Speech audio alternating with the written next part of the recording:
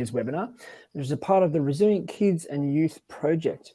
I'm Nathan McKenzie, and I'm a part of the Outback Futures team, and today I'm chatting with one of our speech pathologists, Maree Richardson. Maree, what are we talking about today?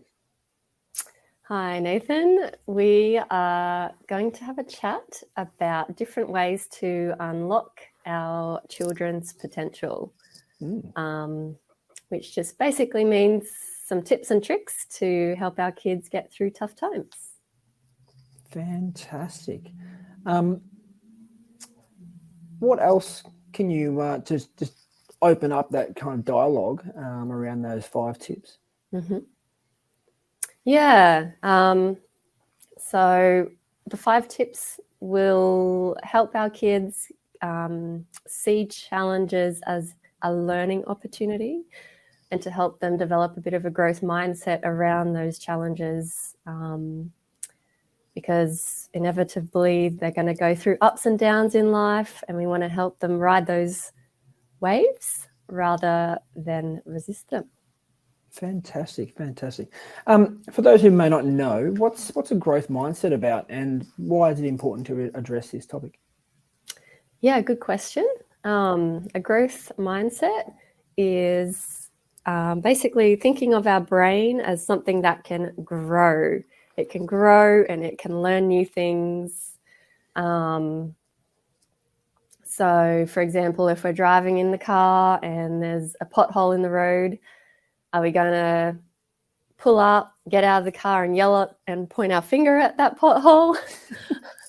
Or are we going to use our clutch and brake and safe car handling skills and navigate around it or drive gently through it?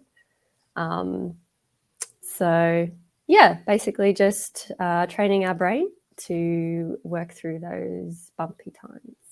There's plenty of potholes in the roads these days. It seems like the Romans made better roads than us, but that's okay.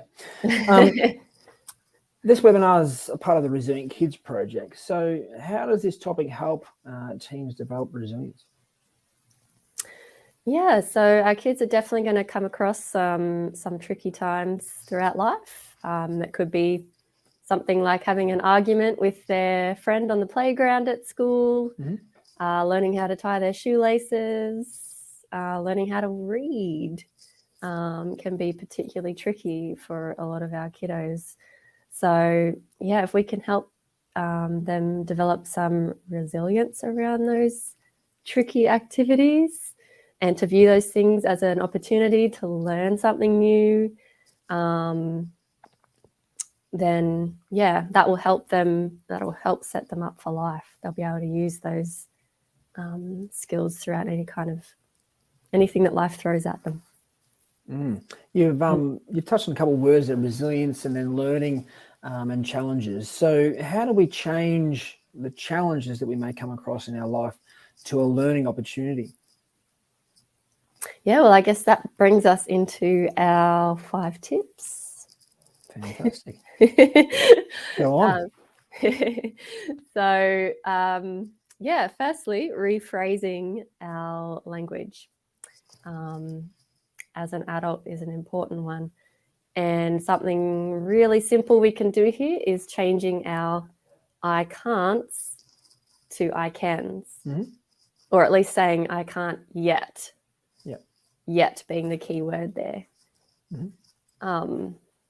So, for example, in a speech therapy session of just a few weeks ago, one of my little kiddos was struggling with one of the tasks we were doing and just said straight out, I can't read. Yeah, right. So rather than sort of continuing with the plan we had, we stopped our session right there to have a chat about that and what that means. And then we reflected on a session that we had from the previous week where we were playing a little game of noughts and crosses, tic-tac-toe. Yep. And it just had some single words in the boxes. And so we'd read a word and then put our noughts or our crosses on top of it. And yeah, a lot of people think being able to read means being able to read an entire book, an entire story, when in fact, no, just reading a single word is still reading. True. To read a single word, you're still reading.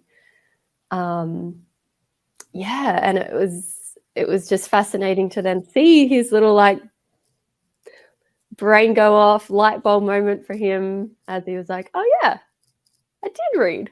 I can read.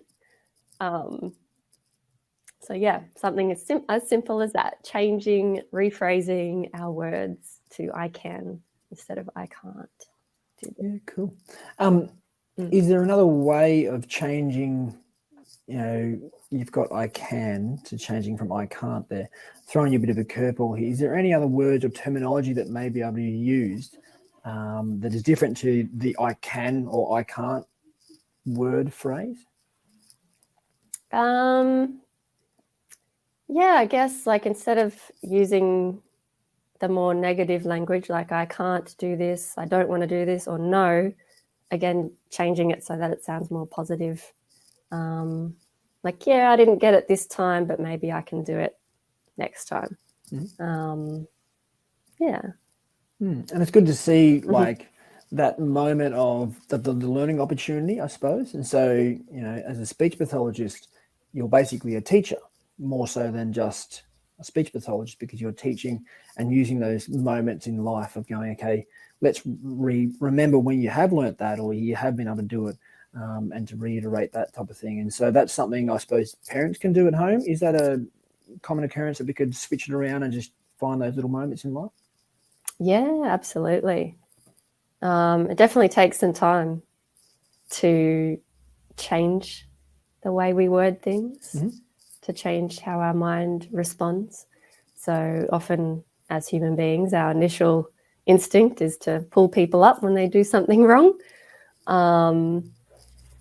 and to help them out. But with practice, you can pick up when you say I can't, I don't, or no, and think, okay, next time that happens, I'm going to say, good try. Let's try this way. Or yes, you can do this. Remember, blah, blah, blah. Yeah. No, that's good. That's good. You're touching obviously with your client the other day. And so you were talking about bringing things back to his strengths and reminding him of what he can do. So I'm thinking about negative self-talk that we kind of touched on just then. This flows on to kids from parents.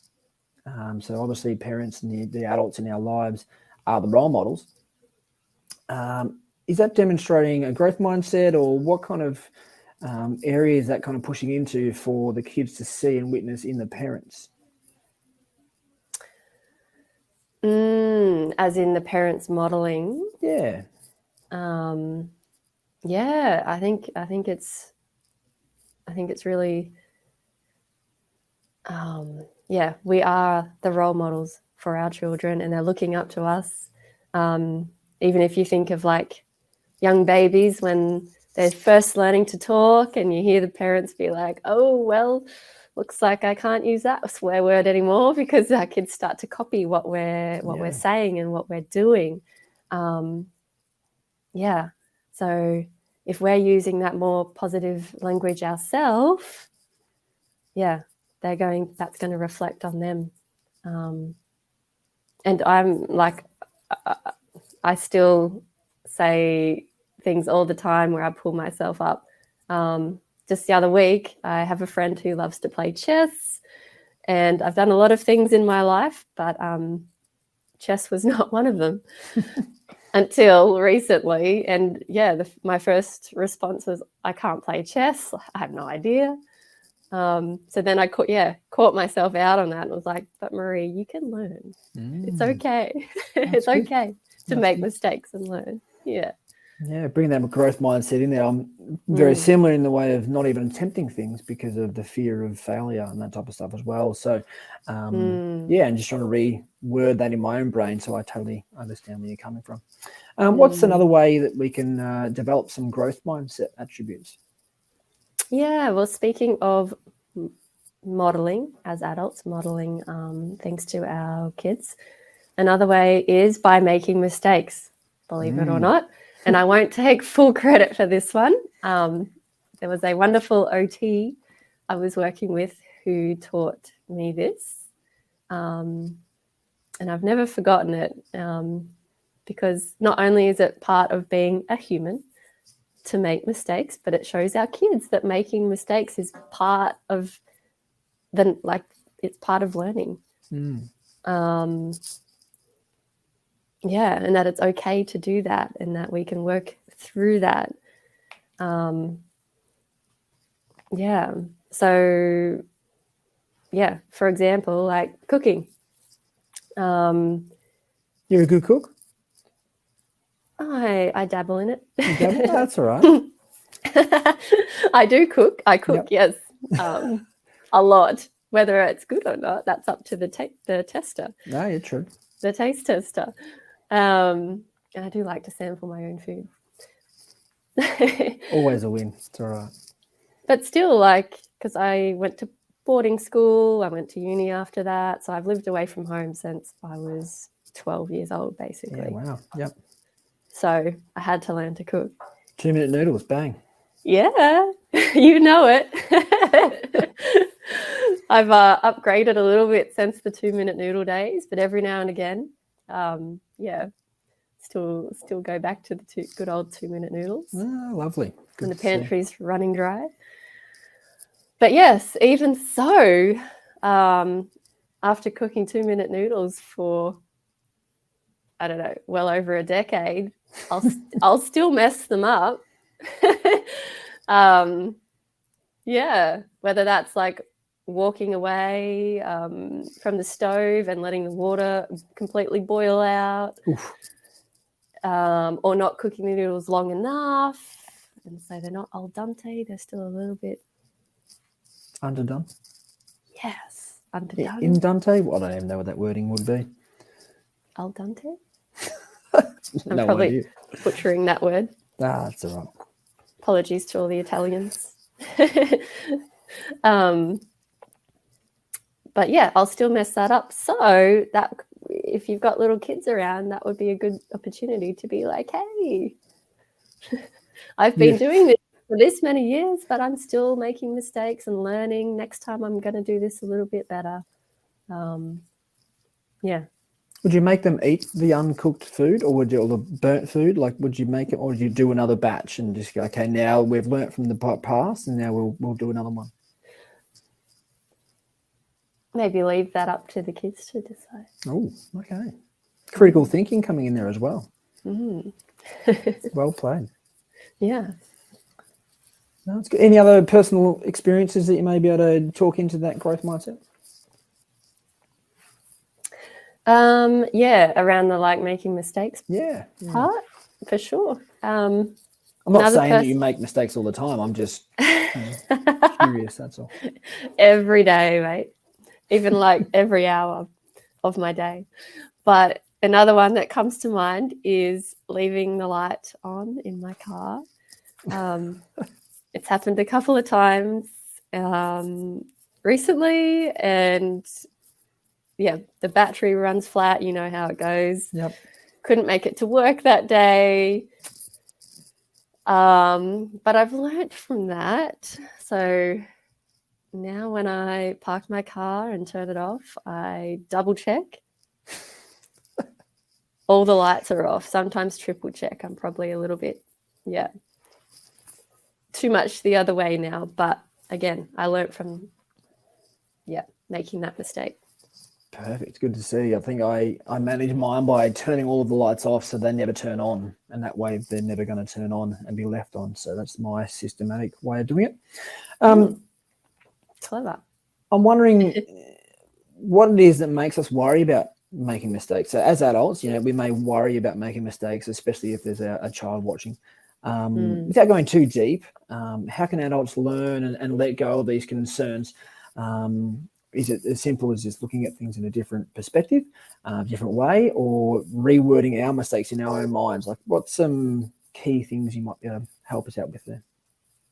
Yeah, I think you touched on a couple of really good points there. This has been a tricky thing for myself. I call myself a recovering perfectionist. Yeah, right. Because I used to be afraid of making mistakes. Or if I did, I just wouldn't own up to them or take responsibility for them. So it's been a part of my own learning journey to change that. But yeah, I think like we're conditioned in particular ways, whether that's through our childhood, society, religion, our workplaces. There's so much that's contributing to how we perceive and respond to the mistakes we make. So yeah, for me personally, one of the key things was what you said, changing our mindset around that and viewing it as something positive. Yeah, cool. Yeah, instead of thinking about it as a negative thing, like, oh, I messed that up, thinking, oh yeah, that wasn't how it was supposed to go, but next time I can do it a little differently, and that's okay. Cool. And that's that growth mindset popping out again. So that's really cool. What else can parents do to assist their children? Mix it up. Okay. What do you mean by mixing it up? And by that, I just mean like offering them different ways of doing things. So for me, you could talk to me till the cows come home, Nathan, and after a few minutes, that information's going to go in one ear and out the other. But if you show me how to do it, where I'm actually getting my hands dirty and doing the job, or you've got a pretty little picture to go along with it, that's going to help me remember what that is. Yeah, so getting back to, I guess, speech therapy a little bit. An example there for when kids are learning to read and write, I know within the classroom setting, it's a little more structured and they have to learn how to use a pencil or they upgrade to their pen license. But in a therapy setting, we can be a little bit more flexible. So whether that's using scented markers, Play-Doh to build the words with, for those kids that are living out on those big properties, I've seen some who they'll get a big stick and they'll practice writing their words in the dirt with a big stick. Yeah, nice. Okay. Yeah. Yeah.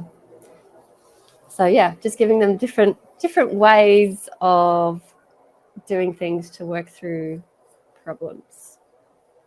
Yeah, cool. And obviously you've structured that around that speech and kind of writing kind of needs. But also other problems could be just general living. So, you know, if you're out in the property, you could be working with the animals. And so do you have any kind of tips around how to work with animals or any other situations that may be more interactive for people out on farms and properties? Yeah.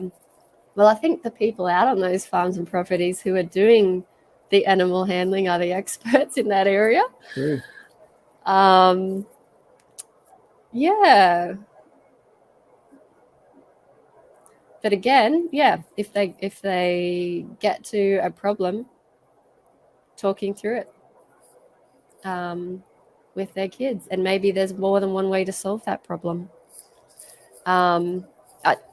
I guess I have one because I did grow up on a farm.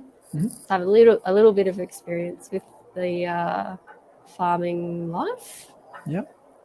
But when I was a young kid, I used to help Dad out with mustering sheep. I grew up in central west New South Wales, so big sheep and wheat, in the sheep and wheat belt of New South Wales. And yeah, I used to love riding the bike, mustering sheep. But when I was really little, I was still figuring that out. And sometimes the sheep would run in the wrong direction multiple times. And in that example right there, there's more than one way to muster those sheep. So my dad would teach me different ways to position my bike so that the sheep would go in a particular direction and get where they needed to be. There wasn't just one way to do it. There's multiple ways. yeah, so I think something like that could transfer across to, the properties and working through problems. That's good. You're giving some nice little tips there of how to do some small things in a short amount of time with the kids, especially if they're on property with their gubby or with their parents in town as well. The idea of like, stick in the dirt and that type of stuff makes it interactive and it kind of gives the kids some control, I suppose, of how to do that as well and to start that critical thinking as we touched on earlier. So yeah, that's really, really cool. So far we've done 3 tips, which means you have 2 profound golden nuggets left to go, Maree. So what do you got for us? The next one kind of bounces off the first one, which the first one was rephrasing our language, so changing it. Yep. This next one is kind of just expanding on that and making that new words, making that new language more positive. Okay. So again, our instinct when we see someone make a mistake is to say the word no. But if we can, we want to try and avoid that word as much as possible. If I rocked up to work today and I made a mistake and my boss said, "No, Maree, that's not how we do it here," and raised their voice, pointed their finger at me, I would not feel very good about that. I'd probably feel a bit ashamed, disheartened, wouldn't want to show up to work the next day. So if we think of our kids, their job, what's their job? To learn. Their job is, as a kid, to learn how to play, to learn how to make friends, to go to school, to learn. So if they're going to school to learn and they're trying really hard to learn to read this tricky word or write this tricky word, but they get it wrong and they're told no, how are they going to feel? Are they going to want to try that word again, or are they going to give up or say reading's too hard? Or so if we can avoid saying that word no and changing it to be more positive, like, "Oh yeah, that was a really good try." That's one way to write that sound. Do you know a different way to write that sound? And work through those. Yeah, cool. Oh, it's good. I know you're a speechy, obviously, and we've touched on that a little bit before. Can you give us any other examples that provide positive language in different scenarios? So you've talked about you coming off a farm. Is there any life experience, I suppose, you come from that in that positive language sense? Yeah. So that mustering sheep example we talked about before, that was a really good opportunity. My dad could have told me no and stormed off when the sheep went in the wrong direction across the road. Safety first. But yeah, instead he took the time to teach me better ways to position my bike,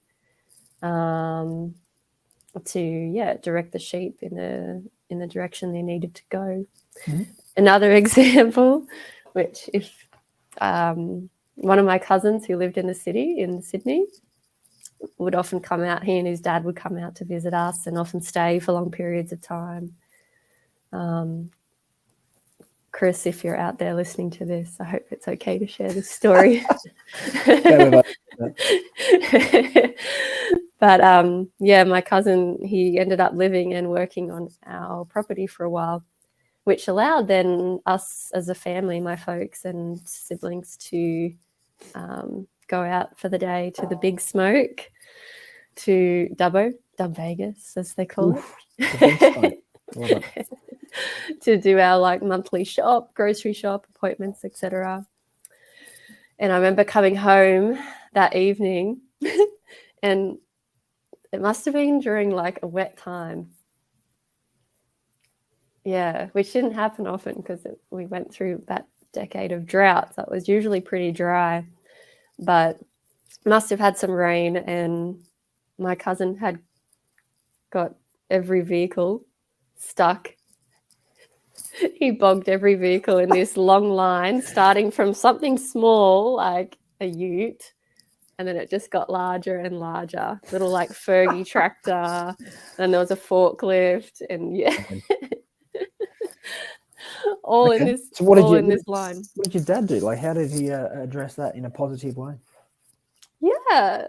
So again, a learning opportunity to teach his young city nephew how to unbog a lot of vehicles, how to get them unstuck. Yeah, they spent a couple of hours. They went into the dark by the time Dad got back home. But yeah, fun times. yeah. Moving on, sorry, just to cut this short, we're getting close on time. So what's the final way we can help our kids develop a growth mindset? The final way is to teach our kids how to advocate for themselves. So when they need help, to ask for it. Yeah. It sounds simple, but is that simple, or how do we go? It does sound simple, but it's so tricky for a lot of kids to ask for help. And I think part of that is they need a safe environment, a risk-free environment where they feel safe enough to ask for help. Yeah. Whether that's, at home, in the schoolroom, at work. We need to feel safe in that space to take a risk and to not be afraid to fail. Yeah, cool. Is there any personal examples you may have to help out with that growth mindset? Yeah. A recent one for me was changing the battery in a smoke alarm. Okay. Which, again, sounds quite simple. But it took 3 people to get there. Sounds like council workers. A little bit. No offense to any council workers out there. Yeah, so as they do, once the battery is running out, the smoke alarm beeps.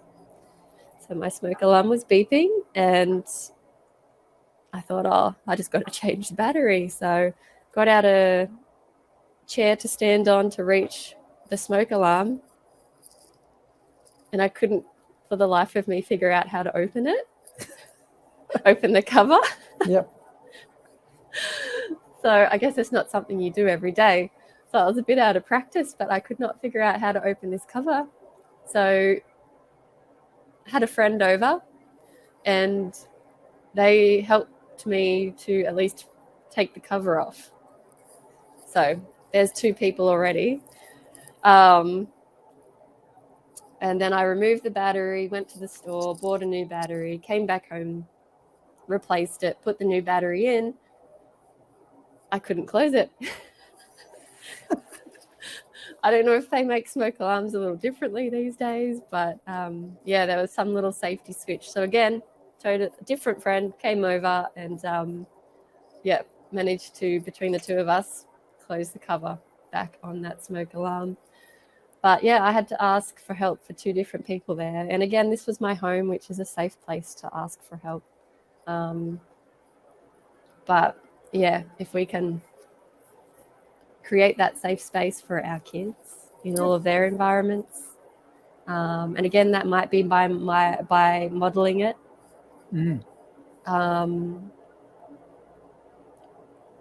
Through our mistakes and through when we get to tricky times as adults, and modeling that to our kids, how to ask for help, who do we call on. It's going to help create that safe space. Oh, it's good. Just to quickly wrap it up here, what's the main thing that parents should be aware of when helping their kids develop their growth mindset? Main thing to be aware of, probably that it takes time. There's no pressure. Take the pressure off ourselves, like changing our mindset, developing a growth mindset takes time for us as adults to develop. That could be weeks, months, even years. It's kind of like a year-long, or a lifelong, I should say, lifelong journey to improve our language and level up, so to speak.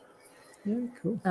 So there's going to be good moments in life, but also not so good moments in life. We've all been through them. We still and will continue to. So like we mentioned right at the beginning, life's like the ocean waves, ups and downs, and we've got to learn how to ride those waves when they're high and learn from the lows. Yeah, fantastic. Well, that's some great information you provided today, Maree, for everyone. So thank you so much for your time. For those people who have been watching, we direct you back to our website. So www.outbackfutures.org.au. You can also find us on Facebook and Instagram and LinkedIn. So hopefully you find this helpful, and it'll be in the resources page on our website. And we look forward to seeing and talking with you next time. So from Maree and myself, we'll catch you later. Thank you. Thanks.